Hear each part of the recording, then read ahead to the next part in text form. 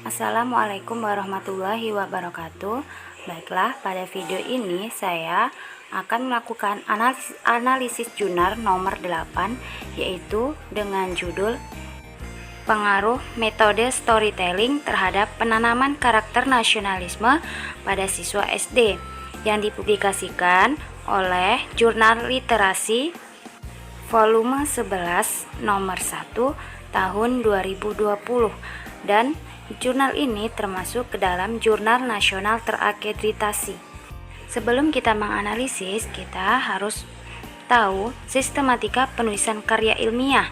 Yang pertama yaitu judul, yang kedua penulis, yang ketiga korespondensi, yang keempat abstrak, yang kelima kata kunci, yang keenam pendahuluan, yang ketujuh metode penelitian, yang kedelapan hasil riset dan pembahasan, yang ke-9 kesimpulan, yang ke-10 ucapan terima kasih, dan yang ke-11 adalah daftar pustaka.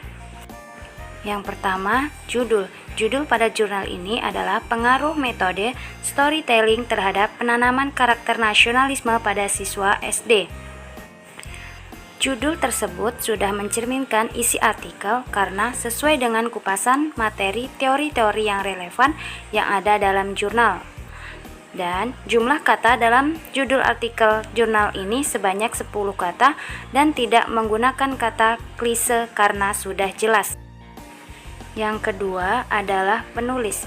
Di sini terdiri dari dua penulis, yaitu Ruwet Rusdiono dan Annisa Apriani. Penulisan nama pada artikel jurnal ini sudah benar karena nama ditulis tanpa gelar.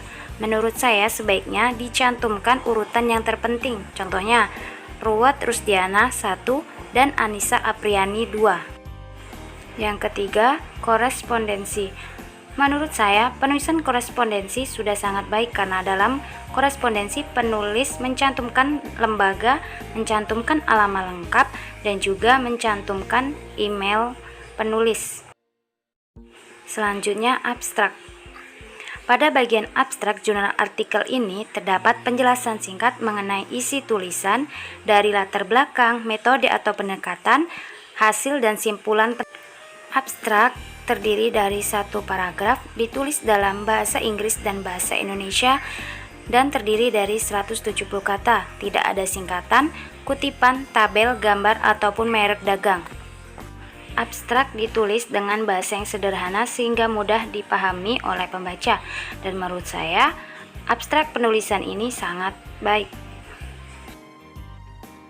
Kata kunci. Kata kunci terdiri dari 3 istilah yang dibahas dalam artikel jurnal. Istilah yang digunakan relevan dengan judul dan isi penelitian.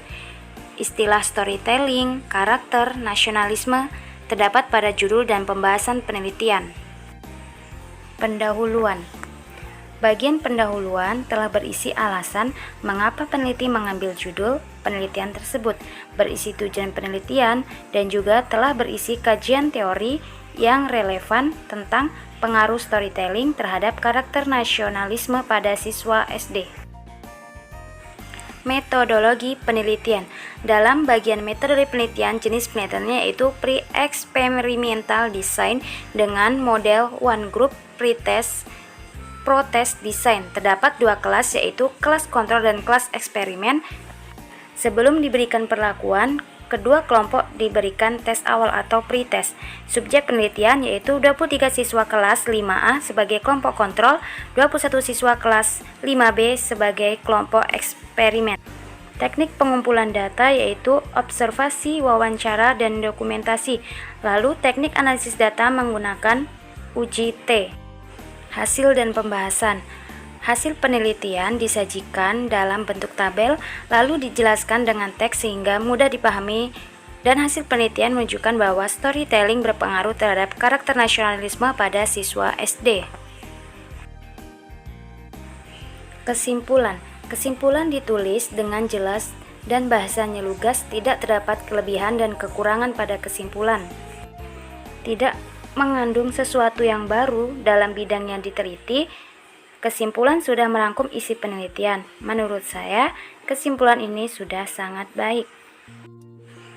Ucapan terima kasih. Dalam artikel jurnal ini tidak terdapat ucapan terima kasih. Menurut saya, jika dicantumkan ucapan terima kasih, maka akan menjadi lebih baik dan lebih lengkap sesuai dengan sistematika penulisan karya ilmiah. Yang terakhir adalah daftar pustaka. Penulis telah konsisten dalam menggunakan satu gaya sitasi, yaitu style APA.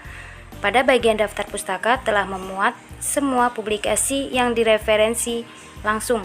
Pustaka telah relevan dengan masalah penelitian.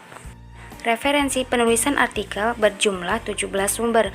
Menurut saya, referensi yang digunakan penulis diperbanyak lagi dan juga menggunakan terbitan yang terbaru setidaknya 5 tahun terakhir.